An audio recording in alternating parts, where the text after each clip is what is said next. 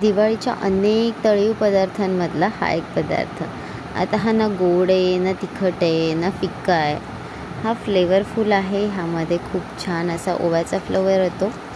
आता ही रेसिपी होते गव्हाच्या पिठाची. तशी तर ही मैद्याची केली जाते, पण आपण त्यातल्या त्यात हेल्दी व्हर्जन म्हणून गव्हाचं पीठ वापरणार आहोत. ओवा टाकला आहे, जिरं टाकलेलं आहे. आता ह्यामध्ये चवीनुसार मीठ जाणार आहे. मी घेताना 2 कप गव्हाचं पीठ घेतलं होतं आणि यासाठी मी 1 चमचा तूप वापरते. हे नॉर्मल रूम टेम्परेचरचं तूप आहे, वितळलेलं. आणि ह्या सर्व पिठाला आता हे तूप चोळून घेणार आहे. पूर्ण पिठाला जेव्हा हे तूप लागतं तेव्हा पीठ हातात घेतल्यानंतर अशी घट्ट मूठ आवळल्यानंतर त्यामध्ये एक असा घट्टपणा तयार होतो. या गव्हाच्या पिठाला ओव्याचा आणि जिऱ्याचा स्वाद खूप छान लागतो. फिक्का पदार्थ असल्यामुळे मुलांच्या खूप आवडीचा आहे आणि तुम्ही हे नमकीन म्हणून चहासोबत खाऊ शकता. इतर कोणत्याही गोड किंवा अति तिखट अशा पदार्थांसोबत हे खारीसारखे कुरकुरीत होणारे नमकीन खूप छान लागतात खायला. स्पेशली चहासोबत खूप जास्त छान. आता जे चहाप्रेमी आहेत त्यांसाठी तर हा एकदम अतिशय आवडता पदार्थ होणार आहे. तर बघा, ह्या पद्धतीने पिठाला सर्व तो सोडून घेतल्यानंतर आपण पाण्याचा अंदाज घेत हे पीठ मळून घ्यायचं आहे. आता आपण जे पीठ मळणार आहोत ते अतिशय कडकसुद्धा नको आहे आणि अतिशय नरमसुद्धा नको आहे. तर अगदी इथे दाखवल्याप्रमाणे आपल्याला पीठ मळून घ्यायचं आहे. पिठाच्या ह्या गोळ्याला तसंच झाकून ठेवायचं आहे. कमीत कमी 10 मिनटं, जास्तीत जास्त 15 मिनटं. त्याहून जास्त ठेवण्याची काही गरज नाही आहे. आणि आता कॉर्नफ्लॉवर, इथे मी 2 चमचे कॉर्नफ्लॉवर घेतलं आहे आणि 2 चमचे गव्हाचं पीठ घेतलं आहे. आणि आता यामध्ये मी टाकणार आहे 4 चमचे तूप. आता हे वितळलेलं तूप आहे, पण गरम नाही आहे, रूम टेम्परेचरचंच तूप आहे.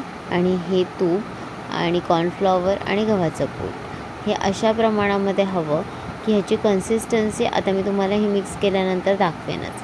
तर टोटल इथे मी 4 चमचे तूप घेते आहे आणि ह्या 4 चमचे तुपाला पूर्णपणे मिक्स. आता इथे 3 चमचे दिसले तुम्हाला, पण मी 4 चमचे तूप घेतलं होतं. आता 2 चमचे कॉर्नफ्लॉवर आणि 2 चमचे गव्हाचं पीठ आणि 4 चमचे तूप असं हे सर्व मिक्स केल्यानंतर त्याची स्लरीची मी कन्सिस्टन्सी दाखवली त्यामध्ये बाजूला बनवून ठेवली आहे. आता आपण जे पीठ मळून घेतलेलं आहे या पिठाच्या गोळ्याचे समान हिस्से करणार आहोत. आता हे मी टोटल 8 हिस्से केलेत आणि प्रत्येकी एका हिश्श्याची एक एक पोळी लाटून घ्यायची आहे. ही पातळ पोळी लाटणार आहे आणि ह्या लाटलेल्या पोळ्या मी बाजूला झाकून ठेवणार आहे. आता ह्या प्रत्येक गोळ्याची एक पोळी करायला सुद्धा वेळ जातो, तर तोपर्यंत पण हे राहिलेले गोळे आहेत ना, हे एका पातेल्यामध्ये काढून घेऊन मी त्याच्यावरती एक मऊसूत असा कपडा झाकण म्हणून ठेवणार आहे. तर इथे माझ्याकडे मांजरपटाचा कपडा होता तर मी त्याने झाकून ठेवलं आहे. आता या प्रत्येकी एका गोळ्याची आपल्याला चपाती लाटून घ्यायची आहे आणि चपाती सारखी जाड नाही आणि अति जास्त पातळसुद्धा नाही. आपल्याला ही पोळी जी लाटून घ्यायची आहे ना ती मी तुम्हाला दाखवतेच, पण आपल्याला ह्या पोळ्या एकांवर एक ठेवून मग त्यानंतर वापरात सुद्धा आणायच्या. तर अति पातळ लाटलात ना तर काय होऊ शकतं माहिती आहे का, ते ताटातच एकमेकांना चिटकून बसतील आणि नंतर काढायला थोडं कठीण जाईल. तर पीठ लावत लावत तुम्ही ही लाटून घ्या.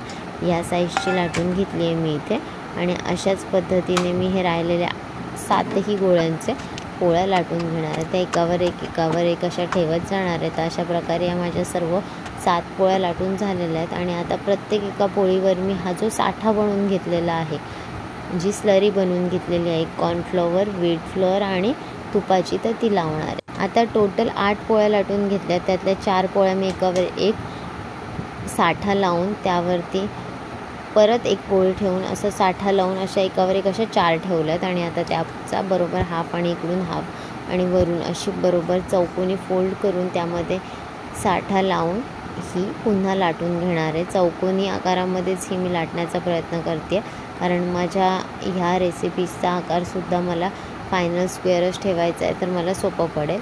त्यामुळे मी अशा पद्धतीने ह्याचे स्क्वेअर डिझाईनमध्ये काढून घेतल्यात. तुम्ही प्लेनही वापरले तरी चालेल. मी एक डिझाईन आणि एक प्लेनचासुद्धा वापर केला आहे इथे. पुढच्या 4 पोळ्या ज्या आहेत त्या मी ज्या लाटून घेणार आहे आणि त्याचं हे जे काही काप बनवून घेणार आहे ते मी प्लेन चाकूच्या साह्याने कट करून घेणार आहे. तर लेयर्समध्ये असा काही फारसा मोठा फरक पडत नाही. तर हे अशा प्रकारे पुन्हा राहिलेले 4 पोळ्यांना एकावर एक साठा लावून तयार करून घेतली आहे घडी. तर अगदी पहिल्या घडीप्रमाणेच मी ह्याची ही घडी चौकोनी करून घेणार आहे आणि या चौकोनी घडीला पद्धतशीर पुन्हा चौकोनी आकारामध्येच लाटणार आहे.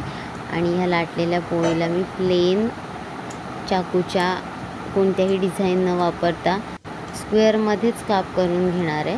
तर अशा प्रकारे हे काप तयार झाले ना की आपल्याला कढईमधील तेल बऱ्यापैकी चांगलं गरम झाल्यानंतर यामध्ये हे सोडायचं आणि मंद आचेवर किंवा मध्यम ते लो म्हणजे लो टू मीडियम आपण म्हणतो त्या फ्लेममध्ये आपल्याला छानपैकी तळून घ्यायचे आहेत. छान असा खरपूस गोल्डन कलर येईपर्यंत आपल्याला हे मस्तपैकी तळून घ्यायचे आहेत. कमी गॅसवर तळल्यामुळे आतपर्यंत व्यवस्थित होतात, खमंग होतात आणि शेवटपर्यंत कुरकुरीत राहतात. तर हे अशा प्रकारे मस्तपैकी आपले तयार होतात. ह्याच्या लेयर्सही पडतात. अशा नक्की करून बघा, आवडेल तुम्हाला ही रेसिपी. बाय.